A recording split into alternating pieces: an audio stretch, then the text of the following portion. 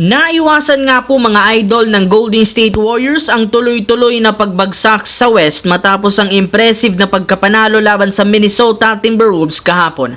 As of now, nakakapit pa rin naman sila sa ikapitong pwesto na may record na 15-12 pero hindi lang naman nga daw yan ang nag-iisang panalo na makukuha nila dahil ayon mismo sa naging post ni Dennis Schroeder, marami pa nga daw silang kukuning panalo at iyan nga daw ang dapat pakaabangan ng mga fans. Lingid nga sa kaalaman ng lahat, pagkatapos ng naging 2-game road trip ng Warriors, magkakaroon rin naman sila ng dalawang magkasunod na home games laban sa Indiana Pacers at sa Los Angeles Lakers. Kakalabanin rin naman nila ang mga legit na contender kagaya ng Clippers, Phoenix Suns at Cleveland Cavaliers bago matapos ang 2024. Kaya kahit anumang babala ang gawin ni Dennis Schroeder, hindi pa rin naman magiging madali para sa kanila na manalo sa mga susunod na laro. Samantala, ayon nga po sa pinakahuling inilabas na balita ni Jovan Bohan ng The Athletic, patuloy pa rin naman nga po ang pakikipagnegosasyon ng Lakers sa front office ng Washington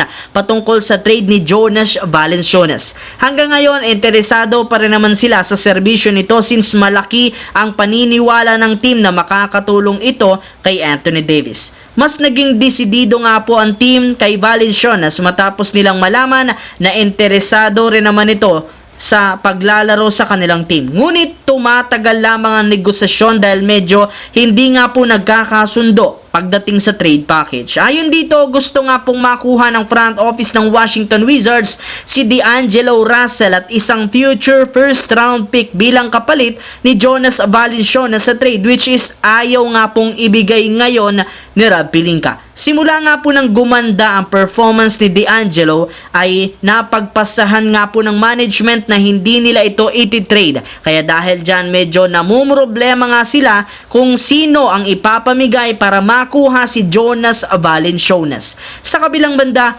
bigo na naman ang Sacramento Kings na manalo laban sa Indiana Pacers 122-95 sa kabila ng nagawang performance ni De'Aaron Fox na merong 23 points at si Domantas Sabonis na merong 17 points, 21 rebounds. Kaya dahil dyan, natalo, umabot na sa 4 games ang lose streak at bumagsak sa 13-17 ang kanilang hawak na record. Kaya nare-realize ng team na mukhang wala talaga silang pag-asang makapasok sa playoffs gamit ang kasalukuyang lineup.